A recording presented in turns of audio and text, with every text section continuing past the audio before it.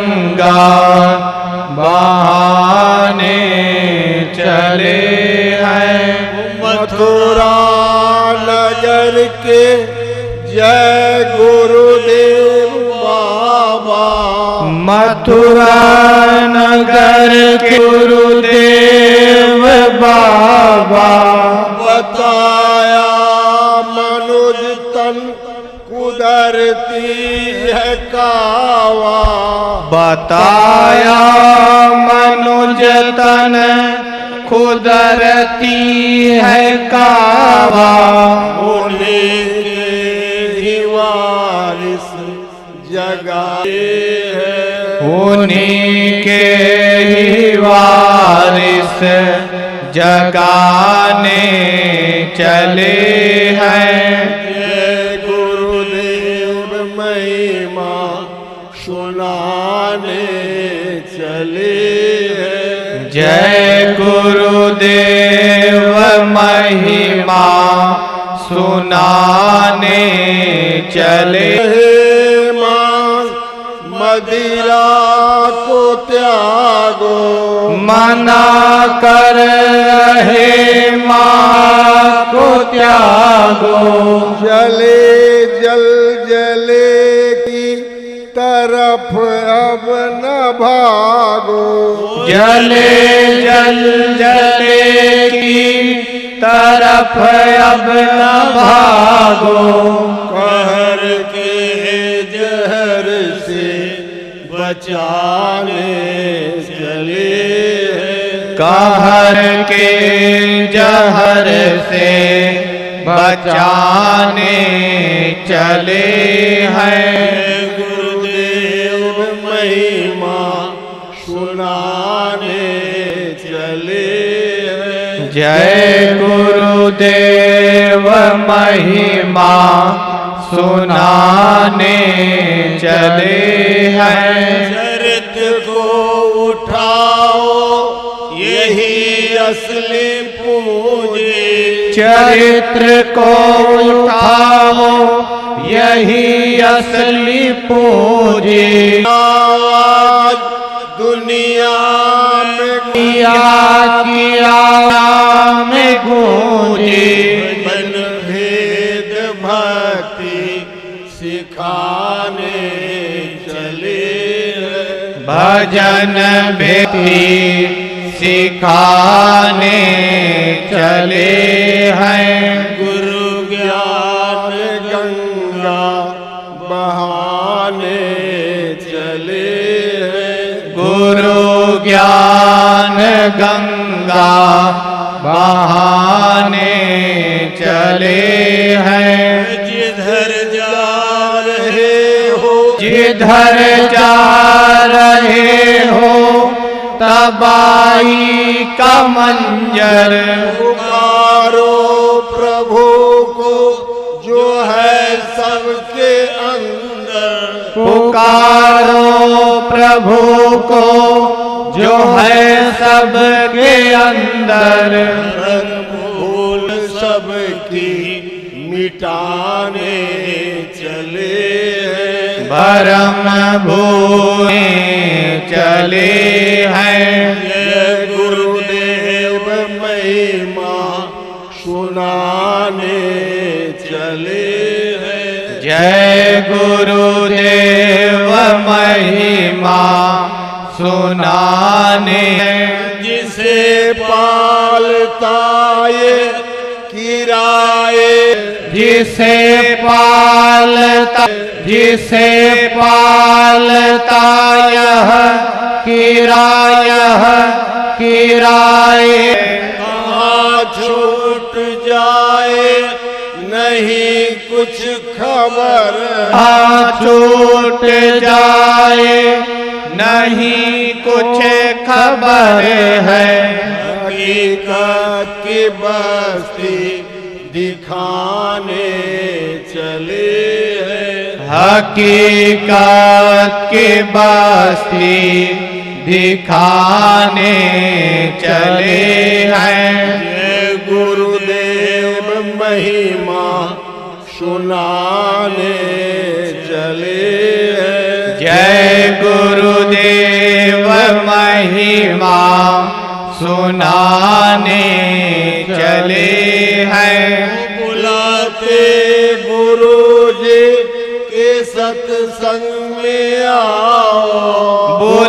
आते गुरु जी की सत्संग में आओ। गुरु ज्ञान गंगा में गोता लगाओ। गुरु ज्ञान गंगा में गोता लगाओ। अमर दीप घट का जलाने चले हैं। अमर दीप घट का जलाने चले हैं। गुरु ज्ञान गंगा बहाने चले हैं। गुरु ज्ञान गंगा बहाने चले हैं। नशा नाम का खुद चढ़ा करके देखो। नशा नाम का खुद चढ़ा करके देखो। तवज्जो इधर की भुला करके देखो। तवज्जो इधर की भुला करके देखो। हवा प्रेम वाली बहाने चले हैं। हवा प्रेम वाली बहाने चले हैं। जय गुरुदेव महिमा सुनाने चले हैं। जय गुरुदेव महिमा सुनाने। गुरु ज्ञान चले हैं। गुरु ज्ञान गंगा बहाने। जय गुरुदेव। जय गुरुदेव। गुरुदेव। प्रतिष्ठित भाई बहनों, अभी आप प्रार्थना चेतावनी की पंक्तियां सुन रहे थे। सुनाने चले हैं गुरुदेव। जय गुरुदेव। जय गुरुदेव।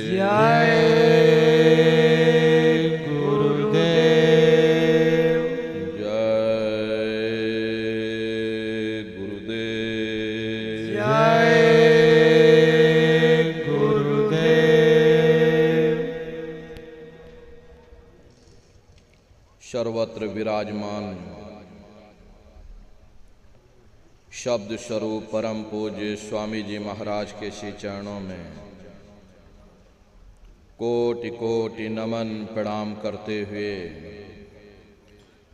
इस सत्संग समारोह में पधारे हुए सादर जय गुरुदेव।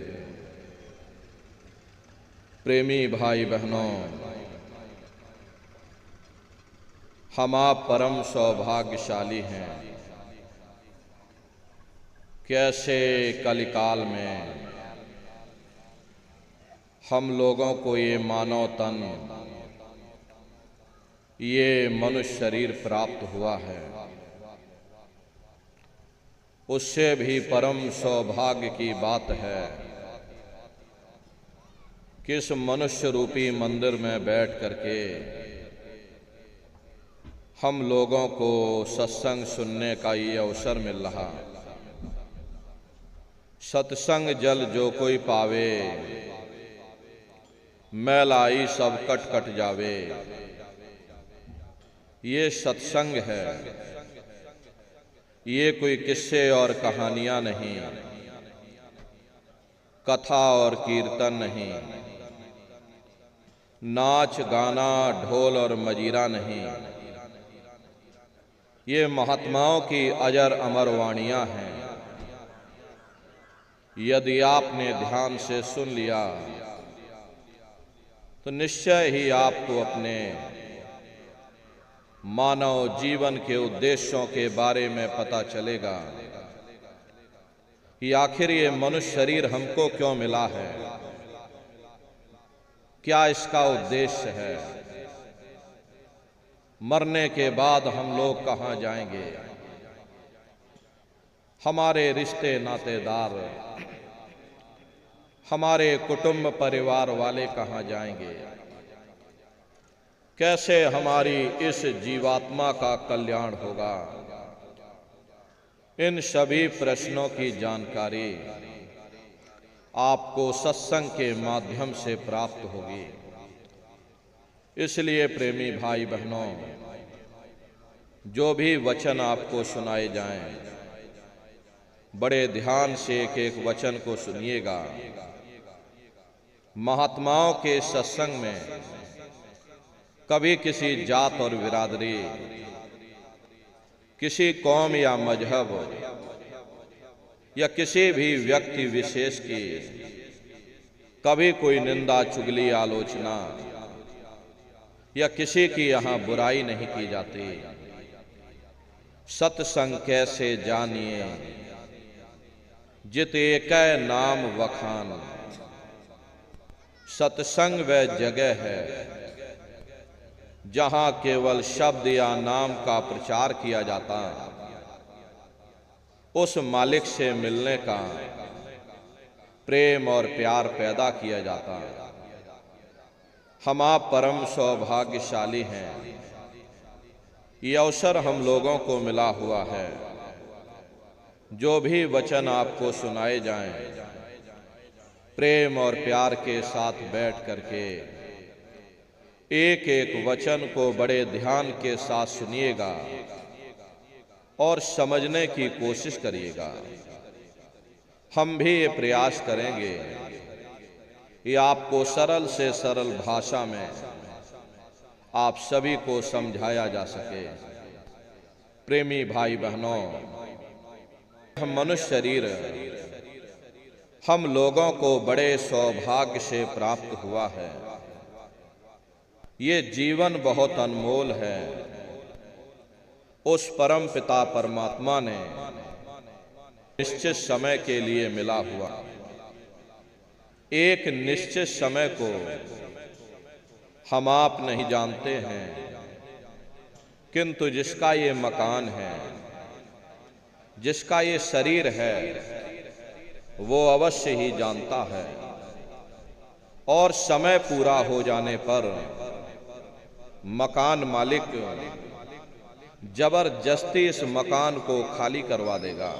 जायदाद काम आएगी, ना ये धन और संपत्ति काम आएगी। जीवात्मा को निकाल करके इस शरीर से बाहर कर दिया जाएगा। ये शरीर हमारा आपका यहीं जमीन पर धड़ाम से गिर पड़ेगा, क्योंकि जीवात्मा के निकल जाने के बाद में ये शरीर सिर्फ एक माटी का पुतला है, उससे ज्यादा कुछ भी नहीं। आप इस मिट्टी के पुतले को ले जाकर शमशान भूमि पर जला करके राख कर दोगे। हमारा आपका नाम, हमारी आपकी जात और बिरादरी उसी शमशान भूमि पर जल करके राख हो जाएगी। प्रेमी भाई बहनों, इस दुनिया में हित मित भाई बंधु, रिश्ते नातेदार, कुटुंब परिवार वाले, इनमें से कोई भी चीज तुम्हारी जीवात्मा को इस अधोगति से बचा नहीं सकती। हम कौन हैं, हम कहां से आए हैं, हमें जाना कहां है, ये मानव मात्र कठिन प्रश्न बना हुआ है। इस प्रश्न का हल तब तक नहीं होगा जब तक इस धराधाम पर कोई संत महात्मा फकीर न मिल जाए। इसीलिए वह मालिक अति दया और कृपा करके संतों महात्माओं को धरती पर भेजते हैं, और संत महात्मा फकीर या हम जीवों को समझाने की कोशिश करते कि भाई हम आए वही देश से जहां तुम्हारो धाम, तुम सबको घर पहुंचावना, एक हम उसी देश से आए हैं जिस देश के तुम रहने वाले हो, परंतु तुम अपने सच्चे देश को छोड़ करके इस झूठे काल और माया के देश में फंस गए। यह देश तुम्हारा देश नहीं, तुम्हारा देश सचखंड है। ये कौम तुम्हारी कौम नहीं, तुम्हारी कौम सतनाम है और ये जीवात्मा है। वो आप जीते जी मिलेगा, इसी मनुष्य शरीर में मिलेगा। इसी मनुष्य शरीर के अंदर जा करके परमात्मा से मिलने का वह एकमात्र दरवाजा है। केवल समीप पाओ वे जो दया का प्रसाद दें करके अपने जहां न फिर जन्मना है और ना ही फिर मरना है।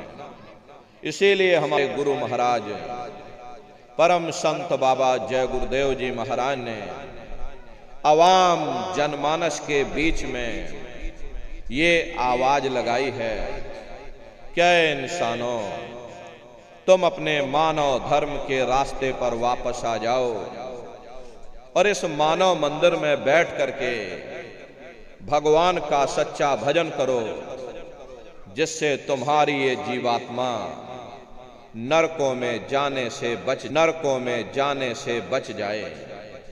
हम माने ना माने जाए, हम माने ना माने, लेकिन संत महात्मा त्रिकालदर्शी होते हैं, वे सब कुछ जानते हैं। अगर हम उनके वचनों को मान जाएंगे तो हम लोग बच जाएंगे, नहीं तो खाई और खंदक में जा करके गिर जाएंगे। इसीलिए अभी वक्त है उस मालिक से सच्ची प्रार्थना करने का, उस मालिक से सच्ची प्रार्थना करने का। भगवान के सामने अपने गुनाह, अरे धर्म मजहब के नाम पर लड़ने झगड़ने का नहीं, जात बिरादरी के नाम पर लड़ने झगड़ने का नहीं। हमने बहुत लड़ लिया, बड़े बड़े झगड़े और फसादें की, बड़ी बड़ी नुक्ताचीनी की, सिवाय नफरत के हमको क्या मिला। नफरत की ऐसी ज्वाला जली जिसमें घर जल गया, परिवार जल गया, समाज जल गई, जातियां जल गईं, अब सारा देश जल उठा। इसीलिए सारी मानवता बहुत थक गई, थक गई। हर कोई ऐसी छांव चाहता है, जहां उसे ठंडक मिले, शांति और सुकून मिले। और ये सब वहीं मिल सकते हैं जहां शांति के संदेश होते हैं, सुकून के संदेश होते हैं, मानव धर्म और मानव कर्म के संदेश होते हैं। और ये संदेश केवल संत महात्मा फकीर देते हैं, जो समदर्शी होते हैं, जो समस्त जीवों के अंदर उस प्रभु के अंश को देखते हैं। ऐसे समदर्शी उन महात्माओं की खोज करो। ये मत देखना कि महात्मा जी किस जाति के हैं या महात्मा जी किस बिरादरी के हैं। अरे जातियां कर्म के अनुसार बनाई गई, जन्म के अनुसार नहीं। मनुष्य की एक ही जाति है, वो है मानव जाति।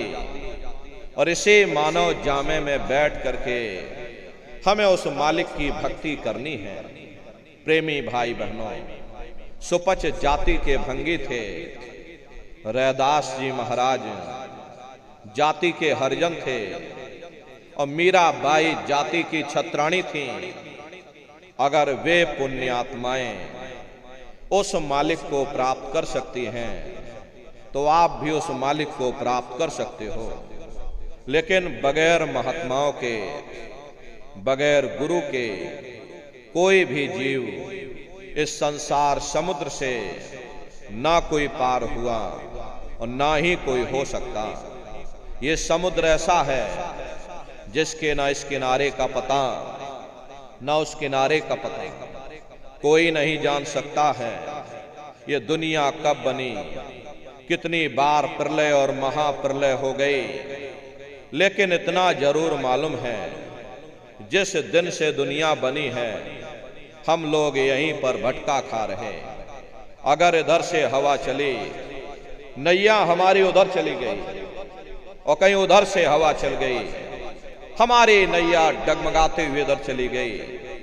न जाने कितने युग और कल्प बीत गए, कितना समय बीत गया, लेकिन हमारी ये जीवन की नैया आज तक इस भव सागर से किनारे नहीं लगे। इसलिए न नारियों, सौभाग्य से वक्त का इतना बड़ा वरदान आपको मिला, ये मानव तन आपको मिल गया। न जाने किस महात्मा की दया हो गई, न जाने कौन से जन्म जन्मांतरों के शुभ पुण्य कर्म उदय हो गए जो आपको ये मनुष्य शरीर मिल गया। अरे अब की बार ये मौका मिल गया है, मिले नरदेह यह तुमको, अब बनाओ काज कुछ अपना और पचो मत आए इस जग में, जानियो रैन का सुपना। प्रेमी भाई बहनों, जैसे रात में हम लोग स्वप्न देखते हैं, हालांकि उस समय पर हमें स्वप्न सच मालूम पड़ता है, असली प्रतीत मालूम होता है, लेकिन जब हम लोग सुबह उठते हैं, जब हमारी आंखें खुलती हैं, तब हमें होश आता है कि नहीं भाई, हम तो स्वप्न देख रहे थे, ये सब भ्रम है। ठीक उसी प्रकार से ये दुनिया भी 10-20-100 साल का स्वप्न है। अब आप कहोगे हम जाग रहे हैं, परंतु प्रेमी भाई बहनों, ऐसा हरगिज नहीं है। जिस दिन मौत का वक्त आएगा, हम लोग रोएंगे, हाय हाय करके चिल्लाएंगे कि हाय, हमने सारी जिंदगी यूं ही स्वप्न में गुजार दी। अरे जागने का समय तो अभी आया था, जो कुछ करना था अभी करना था। लेकिन प्रेमी भाई बहनों, अब पछताए होत क्या जब चिड़िया चुग गई खेत। महात्मा प्रेम से जीवों को समझाते हैं कि भाई देह और ग्रह सब झूठा, भरम में काहे को खपना। ये घर बार हमारा अपना नहीं, ये पराया देश है, ये सराय खाना है, ये मुसाफिर खाना है। ये शरीर भी तुम्हारा अपना नहीं है, ये भी काल का पिंजरा है, किराए का मकान है, पराया मकान है। अरे किसी को 40-50 साल के लिए मिला, किसी को 80-90-100 साल के लिए मिल गया। जितने जितने श्वास उस मालिक ने बख्शे हैं, उसे भुगतने के बाद में हमें शरीर को यहीं छोड़ जाना। श्वास दुधारा नित ही जारी, एक दिन खाली चाम। प्रेमी भाई बहनों, एक तालाब पानी से चाहे कितना भी क्यों ना भरा हो, आप एक छोटी सी नाली काट कर खोल दीजिए, तालाब में छोटा सा छेद कर दीजिए, तो सारा पानी ही तालाब से बाहर निकल जाएगा। ठीक उसी प्रकार से तुम्हारा ये शरीर भी श्वासों का भंडार है, और जब तक श्वासों का भंडार जारी है, हम दुनिया के काम काज में फंसे हुए हैं, दुनिया के कारोबार में हम आप उलझे हुए हैं।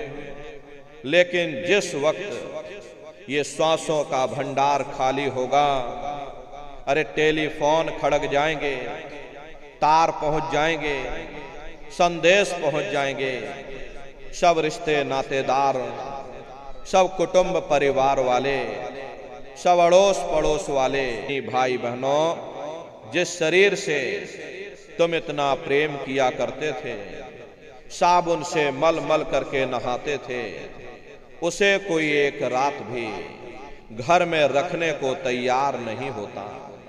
कंधों पर लटका करके शमशान भूमि पर छोड़ करके आ जाते। हिंदू लोग तिनका तोड़ाते हैं, जैसे तिनका टूट गया, तेरा मेरा रिश्ता नाता टूट गया। मुसलमान ईसाई लोग खाक की मिट्टी कब्र में डाल देते हैं। जो मेरे लिए खाक की मिट्टी है वह मेरे लिए तू है। अरे मामूली कष्ट नहीं होता, मौत के समय में घनघोर पीड़ा होती है। जन्मत मरत दुसह दुख होई, सहजो बाई ने बयान किया है। सहजो मौत आइया अंग और हिया जरे छाती फटे, उठे पीर घनघोर। जैसे 1,00,000 बिच्छू एक साथ मिल करके हमारे शरीर पर डंक मारे, उससे भी लाखों करोड़ों गुना ज्यादा मौत के समय में दर्द होता है। प्रेमी भाई बहनों, जब मृत्यु आती है तो किस तरह से प्राण निकलते हैं, प्राणों के निकलने की क्या प्रक्रिया होती है, पहले उसे आप अच्छी तरह से समझ लो। सिमटत भांस श्वास उठ जावे और प्राण पति जम सिमट समावे, उस समय हमारी ये श्वासें रुक जाती हैं, शरीर की चेतना नीचे से सिमटने लगती है। तो सबसे पहले गुदा चक्र टूटता है, क्योंकि गुदा चक्र में पृथ्वी का वास होता है। गुदा चक्र टूट करके ऊपर इंद्रिय चक्र में जल का वास होता है, यानी ढोल दिया। फिर जब इंद्रिय चक्र टूटेगा तो ऊपर नाभि चक्र में समा जाएगा। ये यानी अग्नि ने फिर जल को सुखा दिया। ये नीचे से सिमटाव होता है, नीचे से ऊपर की ओर सिमटाव होता है। पैरों के तलवे से लेकर के सिर की चोटी तक सिमटाव होता। चक्र टूटेगा तो ऊपर हृदय चक्र में समा जाएगा। हृदय चक्र में वायु का वास होता है, यानी वायु ने अग्नि को अपने में समाहित कर लिया और इस तरह से वायु ऊपर आकाश मुड़ गई। ये आंखों की पुतलियां ऊपर पलट जाती हैं, मुंह खुला का खुला रह जाता है। अरे महात्मा समझाते हैं, जब यह कर्म कलाई उपजावे और बुद्धि सुरत की आन दबावे, जब यह जीवात्मा पांचों तत्वों को लांग करके जल पृथ्वी अग्नि वायु आकाश पांचों तत्वों को लांग करके ऊपर आती है, तो काल दाढ़ में आन दबानी और जब ढरके नैनन से पानी, जब काल अपनी दाढ़ में दबाता है उस समय नेत्रों से पानी निकलता, इंद्रियां टूट टूट करके चकनाचूर हो जाती, सब रिश्ते नातेदार खड़े रह जाएंगे। लगे टकटकी दिखे न भाई और वाहि समय को करे सहाई। उस समय मरने वाला टकटकी लगाकर देखता है कि कोई मेरी मदद कर दे, कोई मेरी सहायता कर दे, कोई मुझे बचा ले। लेकिन प्रेमी भाई बहनों, सब नात रिश्तेदार खड़े रह जाते हैं, डॉक्टर वैद्य हकीम सब आपको घेरे रह जाते हैं। जम के दूत घेर चौफेरा, निक्षय प्राण छोड़ के डेरा। यमदूत आते हैं, प्राणों की डोरी को तोड़ देते हैं और जीवात्मा को खींच करके इस शरीर से बाहर कर दिया जाता है, जैसा मिट्टी हो जाती है। अरे इस मिट्टी को ले जा करके तुम शमशान भूमि पर जला करके राख कर देते। हाड़ जले जैसे लाकड़ी, केस जले जैसे घास और कंचन जैसी एक काया ढह गई और कोई ना आवे पास। ये कहानी हमारी आपकी यहीं समाप्त हो गई। ये नाम, ये रुतबा, ये शानो शौकत, ये पद और ये प्रतिष्ठा, ये प्रधानी और ये कलेक्टरी, ये ब्लॉक प्रमुखी और ये सरपंची, ये सब तुम्हारी यहीं समाप्त हो। लेकिन उधर देखो क्या होता है, तो ले जा करके ऊपर धर्मराज की कचहरी में पेश कर दिया जाता है।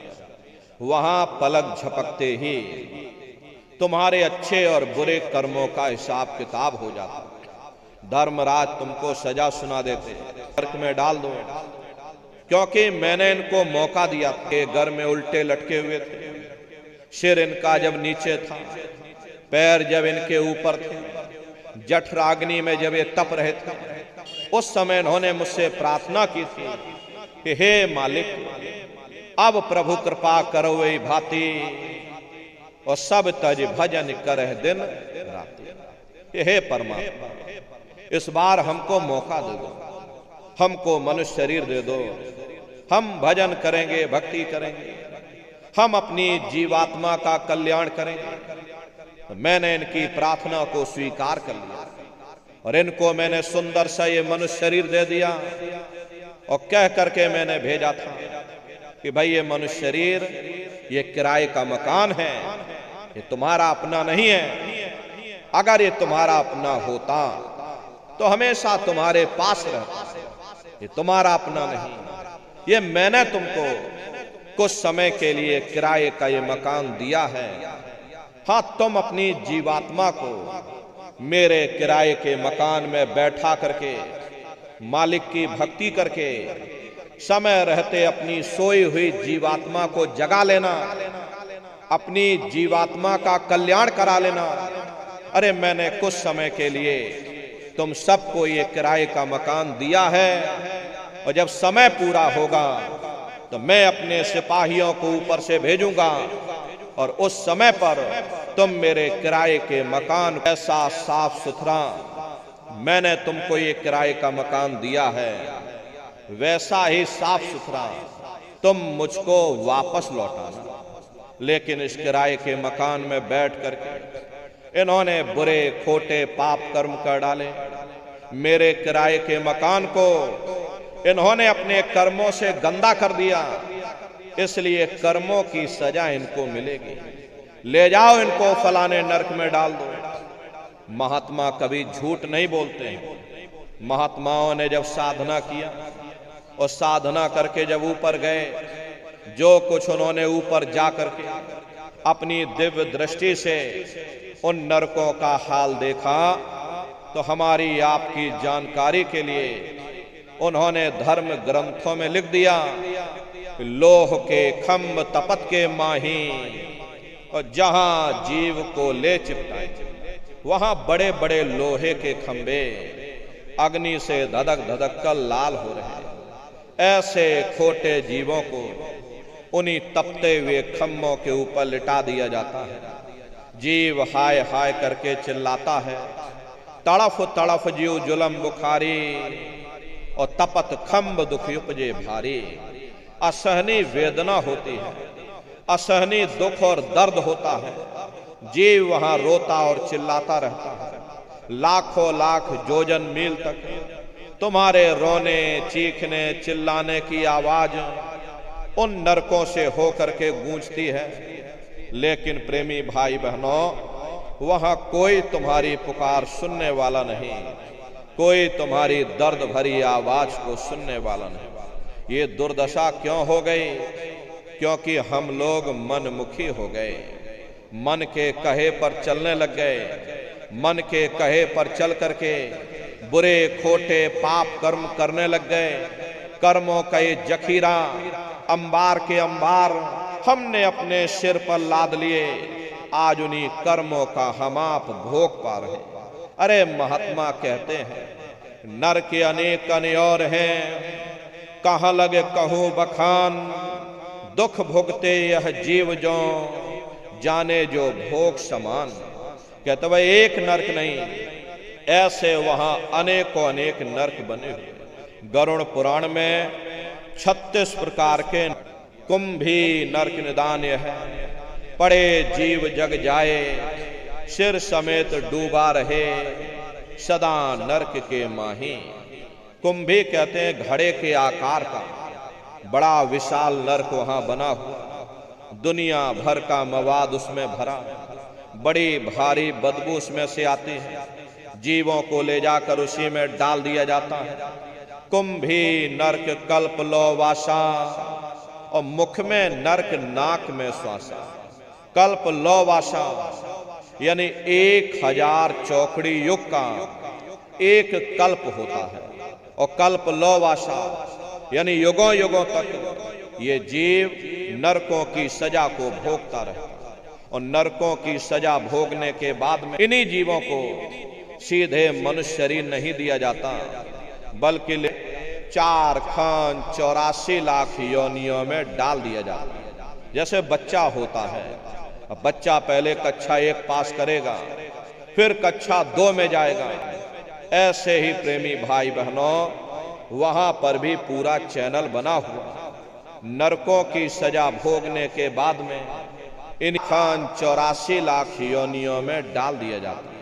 ये 4,84 लाख योनियां ये कोई मामूली योनियां नहीं होती। 4 खान का मतलब होता है अंडज, पिंडज, उष्मज, स्थावर, ये 4 खाने होती हैं। पहली श्रेणी तो इन पेड़ पौधों की आती है जिनके अंदर पानी का तत्व मौजूद होता है। कभी ये भी मनुष्य हुआ करते थे, लेकिन आज अपने कर्मों का ये भोग पा रहे, एक जगह पर पेड़ बन के खड़े हुए। दूसरी श्रेणी कीड़े मकोड़ों की आती है जिनके अंदर पृथ्वी और अग्नि का तत्व मौजूद होता है। तीसरी श्रेणी पंछियों की आती है और चौथी चौपाए जानवरों की आती है और 5वीं स्वयं इंसानों की आती है, जिसके अंदर 5 तत्व जल, पृथ्वी, अग्नि, वायु, आकाश, 5 तत्व मौजूद होते हैं। प्रेमी भाई बहनों, ये 4 खाने हैं, इनकी अलग अलग कुल 84 लाख योनियां होती हैं। अब आप पेड़ पौधों को देखिए तो आम का पेड़ अलग है, नीम का पेड़ अलग है, पीपल का पेड़ अलग है, ऐसे कीड़े मकोड़े हैं, अलग अलग प्रजातियों के पशु और पंछी हैं। कुल मिलाकर 84 लाख योनियां हैं। हम दुनिया के जीव नरकों की सजा भोगने के बाद में इन्हीं 84 लाख योनियों में डाल दिए जाते हैं। अरे मामूली कष्ट नहीं होता। हमको आपको गर्मी लग गई तो हम लोग देखो छाया में आ गए, सर्दी लग गई कंबल रजाई ओढ़ लिया, भूख लग गई भोजन कर लिया, बीमार हो गए तो अस्पतालों में चले गए, अपना अपना इलाज करवा लिया। लेकिन देखो इन जानवरों को, क्या गर्मी, क्या सर्दी और क्या बरसात, एक एक रोटी के टुकड़े के लिए बेचारे दर बदर रोट, किसी का हाथ कट गया, किसी का पैर कट गया, किसी को आपने जीते जी काट डाला, मुर्गी की पकड़ करके गली, अरे उनको भी दर्द होता है उनको, लेकिन वे बेचारे बेजुबान हैं, कुछ बोल नहीं पाते हैं। हम लोगों के अंदर ये जुबान है, हम लोग बोल बता देते हैं, वे सिर्फ रोते और चिल्लाते रहते हैं। अरे कौन उनकी पुकार सुनने वाला, कौन उनकी दर्द भरी आवाज को सुनने वाला, कौन सी अदालत में जाकर के वे बेचारे, या कौन मजिस्ट्रेट उनकी फरियाद को सुनेगा। प्रेमी भाई बहनों, कोई सुनने वाला नहीं है।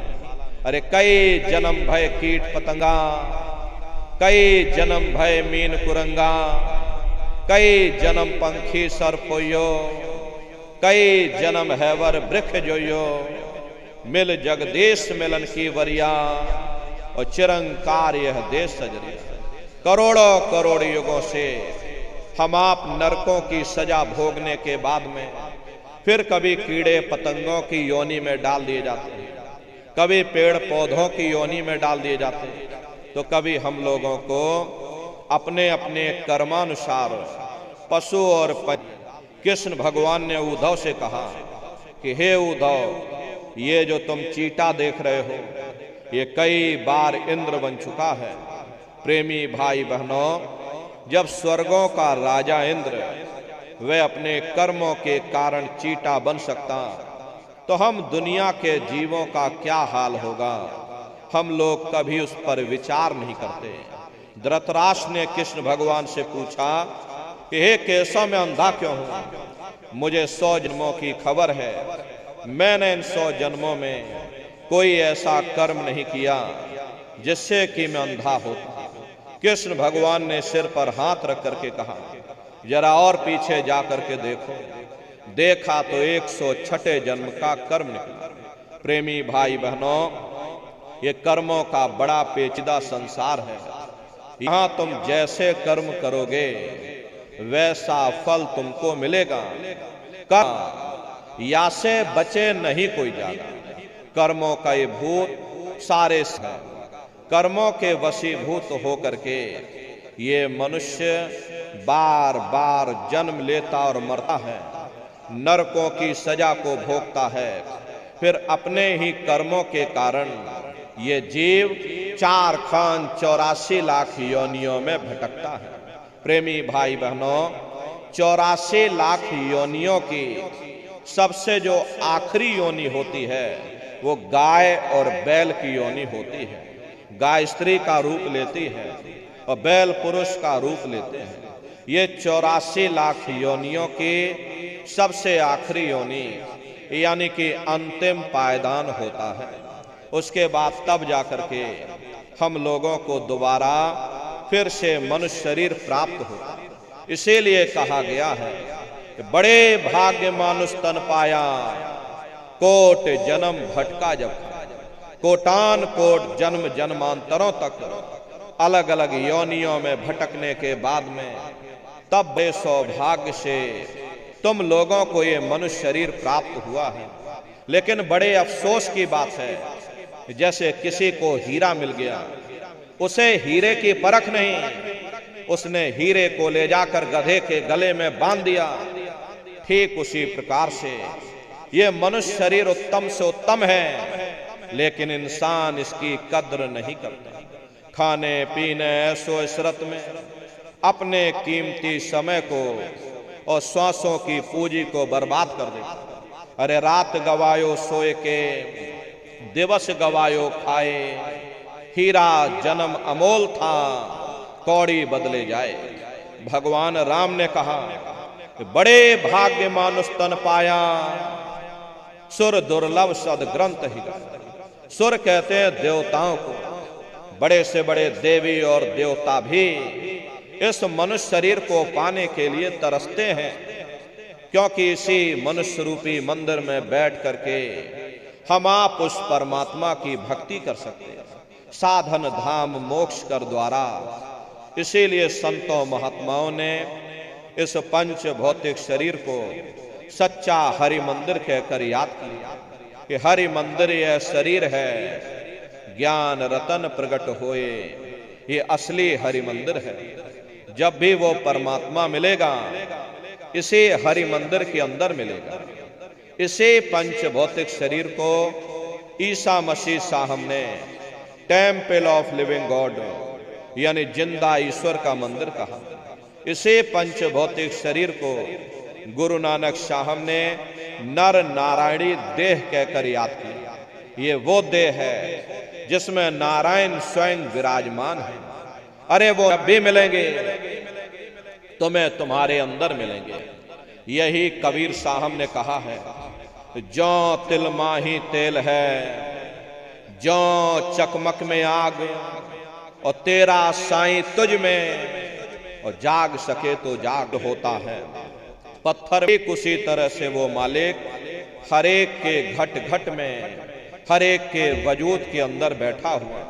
प्रेम सभी लोग बुद्धिमान हो, पढ़े लिखे लोग हो, अपनी अपनी बुद्धि से जरा विचार करिए। जब उस परमात्मा ने हर इंसान को एक जैसा बनाया, आँख कान नाक मुंह हाथ पांव एक जैसे दिए, तो हम आप ये कैसे सोच सकते हैं कि उसने हिंदुओं के लिए अपने मिलने का कोई और रास्ता बनाया होगा, या मुसलमान सिख या ईसाइयों के लिए अपने मिलने का कोई और रास्ता। कस्तूरी कुंडल बसे और मृग धूड़े बन माही, ऐसे घट घट राम हैं दुनिया देखे। अरे मैं जब भी मिलूंगा तो मैं तुम्हारे अंदर मिलूंगा। प्रेमी भाई बहनों, बड़ी सीधी सी बात है कि अगर खाना बनाने की किताब सारी उम्र बैठ करके तुम पढ़ते ही रहोगे कि भाई खाना ऐसे बनता है और खाना वैसे बनता है, और खाने में नमक डाला जाता है, खाने में तेल डाला जाता है, फिर खाने में हल्दी डाली जाती है, और फिर उसमें जीरा डाल दिया जाता है, तो कभी तुम्हारा पेट नहीं भर सकता। जब तक आप खाना बनाओगे नहीं, उसे स्वयं खाओगे नहीं, कभी तुम्हारा पेट नहीं भर सकता। अरे हम वेदों की निंदा नहीं करते, हम ग्रंथों की निंदा नहीं करते, हम गीता, कुरान और बाइबल की निंदा नहीं करते। वेद, शास्त्र, गीता, कुरान, बाइबल जितनी भी हमारी धर्म पुस्तकें हैं हमारे लिए सम्मानित हैं, हमारे लिए पूजनीय हैं, हमारे लिए वंदनीय हैं। लेकिन जो कुछ उन धर्म पुस्तकों में लिखा है हमें उस राह पर चलना भी पड़ेगा। जितनी भी हमारी धर्म पुस्तकें हैं चिल्ला चिल्ला करके सब यही कह रही हैं कि भाई मनुष्य के अंदर अंड खंड ब्रह्मांड है, स्वयं वो परमात्मा तुम्हारे अंदर बैठा है। चलो अंदर चलो, अंदर चल करके दीदार करो, तभी तुम सच्चा सुख और सच्ची शांति प्राप्त कर सकते हो। वरना इस नाशवान जगत में न कभी किसी को सुख मिला, न भविष्य में कभी मिल सकता। महात्मा कहते हैं भाई अगर तुम सुख पाना चाहते हो तो लगो तुम अब चढ़कर सतनाम, उस सतनाम की खोज करो, उस मालिक की भक्ति करो। क्योंकि जितना समय तुम्हारा ध्यान मालिक की भक्ति में लगा रहेगा तुम दुनिया में 2-4 दिन जरूर सुख हासिल कर सकते हो। और अगर तुम्हारा ध्यान मालिक की भक्ति से हट जाएगा ये सारी दुनिया तुम्हारे लिए दुख का रूप बन करके खड़ी हो जाएगी। आप सभी लोग बुद्धिमान हो, पढ़े लिखे लोग हो, अपनी अपनी बुद्धि से आप लोग विचार करिएगा। एक छोटा सा बच्चा अपने पिता की उंगली पकड़ करके मेला या नुमाइश में घूमने जाता है। उसे मेले के हर साजो सामान बड़ी खूबसूरत नजर आती है। किसी जगह खेल खिलौनों की दुकानें लगी, कहीं गुड्डे गुड़ियों की दुकानें लगी, कहीं झूलों की दुकानें लगी, कहीं मिठाई और पकवान की दुकानें लगी। वो बच्चा यही सोचता है कि शायद ये खुशी हमको इस मेले के साजो सामान से प्राप्त हो रही है। और अगर भूल अपने पिता की उंगली छोड़ देता है तो वह सारा साजो सामान उसी जगह पर रहता है।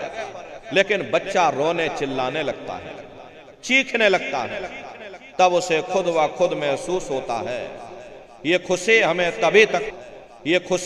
तभी तक प्राप्त हो सकती जब तक हमने अपने पिता की उंगली पकड़ रखी थी। अरे हमारा पिता कौन है? वो परमात्मा है जिसने अंड खंड ब्रह्मांड की रचना की। जितना समय तुम्हारा ध्यान उस मालिक की भक्ति में लगा रहेगा तुम दुनिया में 2-4 दिन जरूर सुख हासिल कर सकते। और अगर तुम्हारा ध्यान मालिक की भक्ति से हट जाएगा तो सारी दुनिया तुम्हारे लिए दुख का रूप बनकर। ये महात्मा कहते हैं भाई अगर तुम सुख पाना चाहते हो, अगर तुम शांति पाना चाहते हो तो उस मालिक की भक्ति करो। सुरत शब्द नाम की कमाई करना सब जतन दूर अवधन। जित चरित्र का पाठ आप सभी लोग अपने अपने घरों में मंदिरों में बैठ करके करते हो।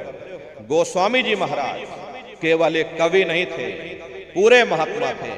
18 वर्ष की आयु में गोस्वामी जी महाराज ने सुरत शब्द नाम योग की साधना करके उस मालिक को प्राप्त किया।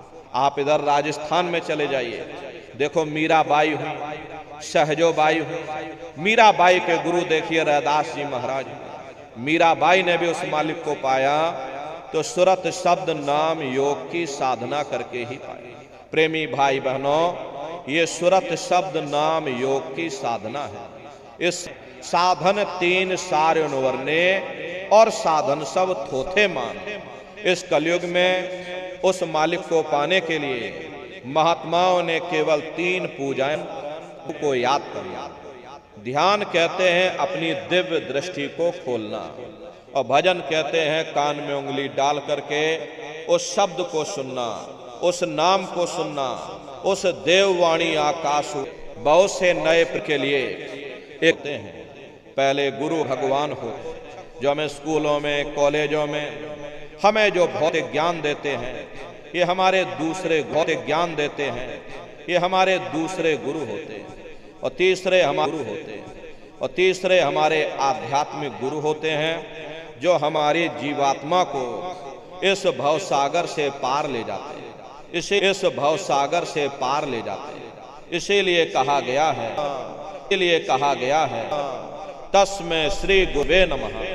तीन लोक नौ खंड में गुर से बड़ा न कोई, करता करे न कर सके, गुरु करे सो होई। इसलिए प्रेमी भाई बहनों, साधना करने से पहले जय गुरुदेव नाम और सुमरन करने के बाद में फिर आप लोग ध्यान पर बैठिएगा। ध्यान कहते हैं दृष्टि को एकाग्र करना, अपनी दिव्य दृष्टि को खोलना, अपने तीसरे नेत्र को खोलना, अपने शिव नेत्र को खोलना।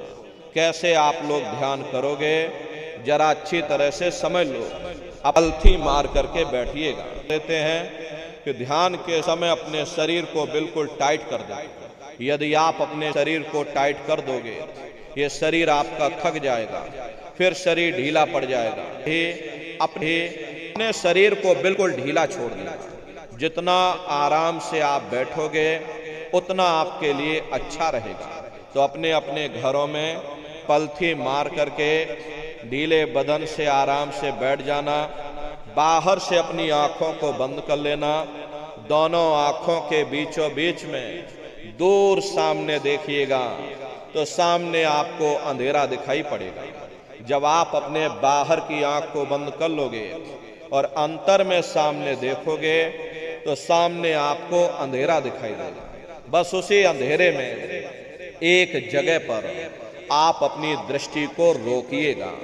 होशियारी यही रहे, ये आंख नजर आ जाएगी।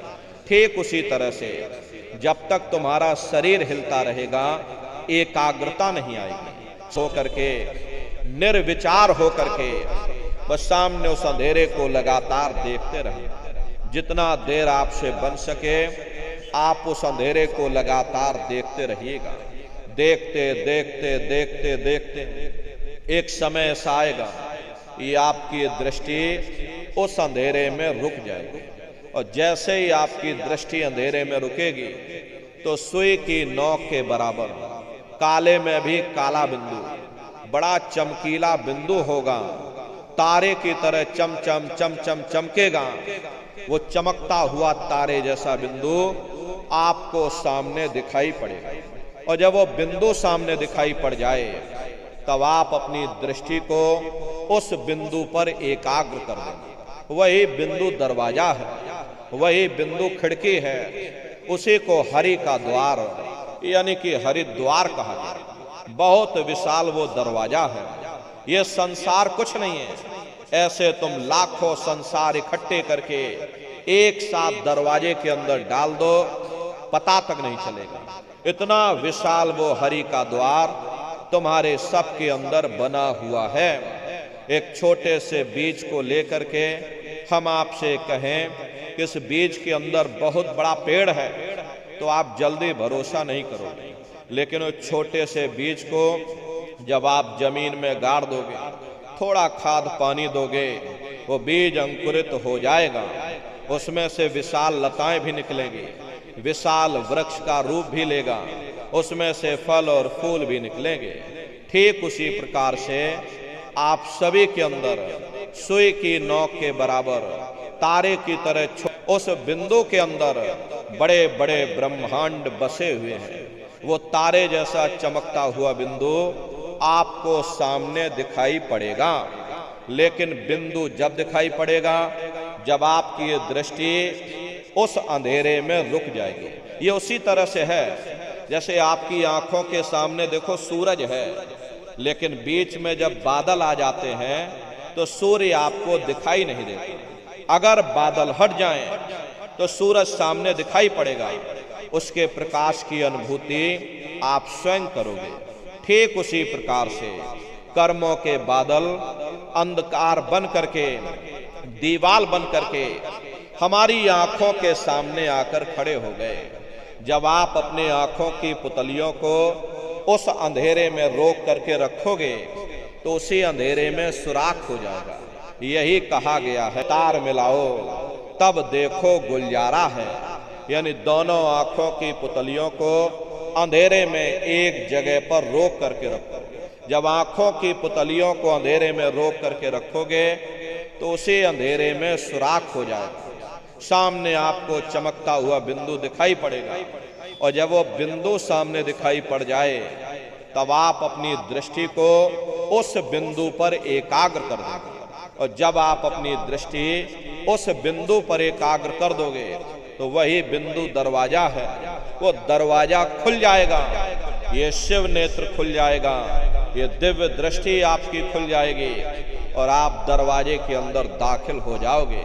एक बार प्रेमी भाई बहनों ये दिव्य दृष्टि खुल जाए, फिर क्या भूत, क्या भविष्य, क्या वर्तमान, कोई भेद आपसे गुप्त नहीं रहेगा। लाखों वर्ष पहले क्या हुआ था, भविष्य में क्या होने वाला है, आप अपने अपने घरों में बैठ करके और ध्यान लगा करके भूत भविष्य, तो यह है ध्यान करने का तरीका। और तीसरा है भजन। गाने बजाने का नाम भजन नहीं है, ये नाच गाना, ढोल मजीरा, हारमोनियम, तबला नाम भजन नहीं है। भजन कहते हो शब्द को सुनना, उस नाम को सुनना, उस देववाणी आकाशवाणी को सुनना जो 24 घंटे तुम्हारे सबके अंदर गूंज रही है। तो कैसे आप लोग भजन करोगे, जरा अच्छी तरह से ये कानों को बंद कर लेना। कान इसीलिए बंद किए जाते हैं ताकि बाहर की कोई आवाज हमको सुनाई ना पड़े। अरे अपनी सुविधा से बैठिएगा, कुर्सी सोफे पर, चाहे सोफे पर बैठ जाना या कोई तकिया इस तरह से रख लेना और दोनों कोहनी यहाँ रख करके दोनों उंगली कानों में डाल करके ये कानों को बंद कर लेना। बहुत सी हमारी माताएं बहनें बूढ़े बुजुर्ग हैं, अरे भाई आपके घुटनों में दर्द होता होगा या रीढ़ की हड्डी में दर्द होता होगा और आप बैठ करके भजन नहीं कर पाते हो तो आप लेट करके भजन करिएगा। ऐसे सीधे लेट जाना और लेटे लेटे आंख और कान को बंद कर लेना। मतलब तो चाहे आप लेट करके करो या चाहे आप बैठ करके करो, यही कहा गया है। ये आंख कान मुख बंद कराओ, अनहद झिंगा शब्द सुनाओ। यानी पहले अपनी आंख को बंद करो, अपने मुख को बंद करो, दोनों उंगली कानों में डाल करके ये कानों को बंद कर लो और ऊंचे से ऊंचा ध्यान दे करने की कोशिश करो। प्रेमी तो आवाज धीरे धीरे बढ़ना शुरू हो और बढ़ते बढ़ते इस कदर बढ़ेगी कि आपके रोम रोम में घंटे और शंख की आवाज गूंजने लगेगी। अरे बड़ी घनघोर आवाज होती है, बड़ी मधुर वो आवाज होती है कि दुनिया भर के गाने जो आप लोग बाहर सुनते हो उस संगीत के सामने ये दुनिया के संगीत कुछ नहीं है। जब आप उस संगीत को सुनोगे इतना भारी आनंद आपके ऊपर छा जाएगा, इतनी खुशी आपको होगी, ऐसा नशा आपके ऊपर चढ़ जाएगा कि आप सारी दुनिया को भूल जाओगे। अरे शंकर भगवान को वही नशा चढ़ा था। शंकर भगवान कोई गांजा भांग नहीं पीते थे। ये तो हमने आपने शंकर भगवान को भी बदनाम कर दिया। इस शंकर भगवान गांजा भांग फूके, सबके सब गजेड़ी हो गए। प्रेमी भाई बहनों, शंकर भक्त जिस नशे में लीन रहते थे वो नाम का नशा था, वो ध्यान का नशा था, वो भक्ति का नशा था। जब आप उस आवाज को सुनोगे तो आपको भी वो नशा चढ़ जाएगा, क्योंकि उस आवाज में चुंबक है। जब आप उस आवाज को सुनोगे तो वो आवाज आपको अपनी ओर खींचेगी और जब खिंचाव होगा तो जीवात्मा का फैला हुआ प्रकाश 9 दरवाजों से सिमटने लगेगा। अब ये 9 दरवाजे कौन कौन से हैं? देखो प्रेमी भाई बहनों, अच्छी तरह से आप लोग समझिएगा, ये बहुत बड़ा विज्ञान है। दुनिया का विज्ञान जब समाप्त हो जाएगा तो ये विज्ञान प्रारंभ होगा। यही सच्चा सनातन विज्ञान है जो ऋषियों मुनियों ने समझाया था, जिसको ये संसार भूल गया, बाहर मुखी क्रियाओं में फंस गया। तो आज सच्चे सनातन विज्ञान को समझने की जरूरत है। तो ये 9 दरवाजे कौन कौन से हैं? देखो प्रेमी भाई बहनों, 2 आंख, 2 कान, 2 नाक के सुराख, 1 मुंह, 2 मलमूत्र का रास्ता, ये शरीर के 9 दरवाजे हैं। सबसे पहला दरवाजा गुदा चक्र आता है। गुदा चक्र में गणेश जी वास करते हैं। गणेश जी वहां के मालिक हैं। ये 4 दल का कवल है। यहाँ पर पृथ्वी तत्व पाया जाता है। उसके ऊपर इंद्रिय चक्र आता है। इंद्रिय चक्र में ब्रह्मा जी वास करते हैं। ब्रह्मा जी वहां के मालिक हैं। ये 6 दल का कवल है। यहाँ पर जल तत्व पाया जाता है। उसके ऊपर नाभि चक्र आता है। करते हैं विष्णु जी यहाँ के मालिक हैं। ये 8 दल का कवल है। यहाँ पर अग्नि तत्व पाया जाता है। उसके ऊपर ये हृदय चक्र आता है। हृदय चक्र में शिव जी वास करते हैं। शिव जी यहाँ के मालिक हैं। ये 12 दल का कवल है। यहाँ पर वायु तत्व पाया जाता है। अरे वास्तव वो ऊपरी मंडलों में, ऊपरी लोकों में वास करते हैं, लेकिन उनका प्रकाश, उनकी किरणें इन चक्रों पर पड़ती हैं। उसी के ऊपर एक कंठ चक्र आता है। यहाँ पर आद्या महाशक्ति की किरणें पड़ती हैं। ये 16 दल का कवल है। और आप सबसे ऊपर, तुम्हारी जीवात्मा सबसे ऊपर दोनों आंखों के मध्य भाग में बैठी है, जहां पर ये देवियां बिंदी लगाती हैं और पुरुष जहां पर ये टीका लगाते हैं। ये बिंदी और ये टीका यहाँ पर हम लोग इसीलिए लगाते हैं क्योंकि यहीं पर हमारी जीवात्मा बैठी है, उसका श्रृंगार किया जाता है। ये 10वां द्वार है जहां पर तुम्हारी जीवात्माओं के बीचों बीच में, इसी को 10वां द्वार कहते हैं। अरे आप लोग रोज मंगल भवन अमंगल हारी द्रवं सुदशरथी अजर बिहारी, तो इसका अर्थ जरा प्रेमी भाई बहनों, ये शरीर तुम्हारा मंगल भवन है। तुम्हें अमंगलों में, नरकों और 84 से बचाने वाला ये पंच भौतिक शरीर ही है। इस मंगल भवन के 10 दरवाजे हैं और 10वें दरवाजे पर ये अजर बिहारी यानी कि तुम्हारी जीवात्मा बैठी है। और यहीं पर बैठ करके जीवात्मा अपने प्रकाश को 9 दरवाजों में फैलाती है, जिससे तुम्हारा ये शरीर चलता है, तुम्हारे हाथ चलते हैं, तुम्हारे ये पैर चलते हैं। जब आप भजन करोगे और जब घंटे और शंख की आवाज को सुनोगे तो उस आवाज में चुंबक है, वो आवाज आपको अपनी ओर खींचेगी। और जब खिंचाव होगा तो जीवात्मा का फैला हुआ प्रकाश 9 दरवाजों से सिमट दरवाजे पर इकट्ठा हो जाएगा। और जैसे ही चेतना सिमट करके यहाँ पर इकट्ठी हुई तो शब्द क्या काम करेगा? शब्द तुम्हारी जीवात्मा को खींच करके इस शरीर से बाहर कर देगा। फिर आप अपनी आंखों से देखिएगा कि हमारा शरीर ये है, हम ये, जैसे चिड़िया होती है, आखिर ये ब्रह्मा विष्णु महादेव कौन है, ये कहाँ पर रहते हैं, ये क्या काम करते हैं, इनके माँ बाप कौन हैं, भगवान राम कौन है, भगवान कृष्ण कौन है, ईश्वर कौन है, ब्रह्म कौन है, पर ब्रह्म कौन है, ये कहाँ पर रहते हैं। तो जरा संक्षिप्त में आप लोग समझिएगा, क्योंकि अगर हम इसका वर्णन करेंगे तो लाखों वर्ष लग जाएंगे, एक लोक का वर्णन नहीं हो पाएगा। इतने विशाल लोक इस आसमान के ऊपर बने हुए हैं। लेकिन संक्षिप्त में हम आपको बता रहे हैं कि किन किन मंडलों को पार करते हुए तुम्हारी ये जीवात्मा अपने 5वें मंडल पर यानी कि सचखंड में पहुंचेगी। रास्ते में कौन कौन से देश मिलेंगे, उस देश के कौन कौन से राजा मिलेंगे, तो जरा संक्षिप्त में आप लोग समझ लीजिए। प्रेमी भाई बहनों, जब आप भजन करोगे और जब घंटे और शंख की आवाज को सुनोगे तो उसी घंटे शंख की आवाज को पकड़ करके ये जीवात्मा ब्रह्मांडों की चढ़ाई करती है। पलक झपकते यह जीवात्मा खरबों जोजन ऊपर चली जाती है। ये चांद सूरज सितारों को पार करने के बाद में सबसे पहले जो आपको लोक मिलेगा उसे महात्माओं ने शिवलोक कहा। शिवलोक तमोगुणी स्थान है। वहाँ के मालिक शिव जी हैं, वो पार्वती जी के साथ में उस लोक में विराजमान है। चैतन्य धार जो ऊपर से नीचे आ रही, जिसे महात्माओं ने गंगा कहा, वे अपना केंद्र बिंदु शिवलोक को बनाती है। इसीलिए शिव जी की जटा में ये गंगा दर्शाई जाती हैं।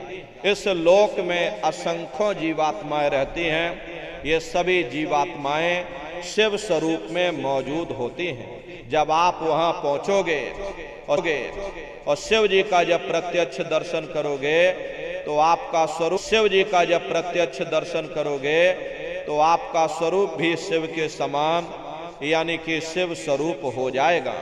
शिव जी का दर्शन करने के बाद फिर जब आप ऊपर चढ़ोगे, उसी के ऊपर ब्रह्मा जी का लोक आएगा। ब्रह्मा जी का लोक वो रजोगुणी स्थान है। वहाँ के मालिक ब्रह्मा जी हैं। वो गायत्री, सावित्री और सरस्वती के साथ उस लोक में विराजमान है। और ब्रह्मा जी का दर्शन करने के बाद में फिर घंटे शंख की आवाज को पकड़ करके फिर जब आप ऊपर चढ़ोगे, उसी के ऊपर विष्णु लोक आएगा। विष्णु लोक वो सतोगुणी स्थान है।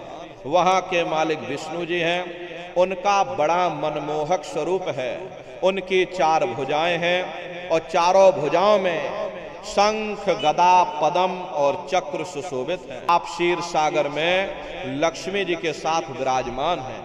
ये तीनों देवता ब्रह्मा, विष्णु और महादेव अपने अपने लोक में बैठ करके राज कर रहे हैं। एक रचयिता है जो हम जीवों को रचता है, एक पालनहार है जो हम जीवों को पालता है, एक संहार करता है जो हम जीवों को नष्ट कर देता है। एक का काम है शरीर को बनाना, एक का काम है शरीर की सुरक्षा करना, एक का काम है शरीर को नष्ट कर देना। इनकी जो माता है वो ब्रह्मा, विष्णु, महादेव लोक के ऊपर वो आद्य, उसी को देवी दुर्गा का लोक कहा जाता है। दुर्गा की यहाँ पूजा करते, ये तो आपकी श्रद्धा है देवी दुर्गा के प्रति, ये आपकी आस्था है। भाई सही मायने में तुम्हारी 9 दुर्गे पूजा कब सफल होगी? जब तुम 9 द्वारों से अपने ख्याल को समेट करके रजोगुण, तमोगुण, सतोगुण यानी ब्रह्मा, विष्णु, महादेव के लोक को पार करके जब तुम वहां देवी दुर्गा का दर्शन कर लोगे, तब सही मायने में तुम्हारी 9 दुर्गे पूजा सफल होगी। वहां देवी दुर्गा का दर्शन कर लेने के बाद तुम्हारी भौतिक मनोकामनाएं पूर्ण हो जाती हैं। बल कहा त्रतः लोके अनेका रचना अधिक एक तेका, विचित्र के महल हम का असली देश है। जब आप लोग साधना करके वहां पहुंचोगे, अपनी दिव्य दृष्टि से उस अयोध्या नगरी को जब आप लोग स्वयं देखोगे, अरे तुम देखते रह जाओगे, ये क्या ईश्वर की लीला है, कैसे उसकी कारीगरी है, अनंत उसकी सत्ता है, अनंत उसका प्रकाश है। उसी आनंद को पा करके अपना तब मेरे पीर बुझानी, मीरा सुरत शब्द सहलानी दौलत मिल गई। और इन महात्माओं को जब वो दौलत मिल गई, उन्होंने ऊपर चढ़ करके उस अयोध्या नगरी को देखा, भगवान राम के देश को देखा, तो बहरा सुन सुन मस्त होते है, तन की खबर बिसारी रे, बिन भूमि के महल बना है, तामे जो तुजारी रे, अंधा देख देख सुख पावे, बात बतावे सारी रे, जीता मरकर फिर जी जावे, बिन भोजन बलधारी रे, ब्रह्मानंद संत जन बिरला, कोई समझे बात हमारी रे।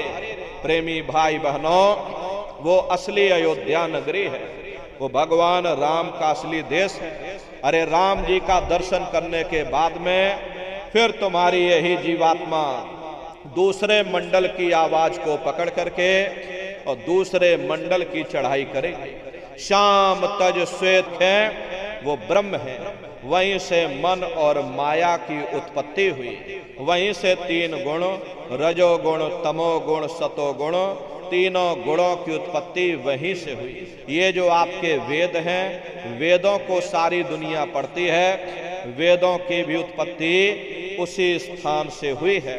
अरे महात्मा कहते हैं कि त्रिकुटी महल में विद्या सारा, घन हर गरजे बजे नगारा, लाल वरण सूरज उजियारा। वहां पर दो धुने, बादलों की गर्जन और मृदंग की आवाज उस लोक में गूंजती रहती है। जैसे पहले स्थान पर भगवान राम के देश में घंटे और शंख की आवाज गूंजती है, ऐसे ही दूसरे मंडल पर यानी कि ब्रह्म के देश में बादलों की गर्जन और मृदंग वहां पर बजता रहता है। ओम का जाप बराबर वहां होता रहता है। ब्रह्म का जो स्वरूप है लाल वरण सूरज उजियारा। ये सूरज कुछ नहीं है, ऐसे तुम लाखों लाख सूर्य इकट्ठे करोगे तो वहां का एक सूर्य बनेगा।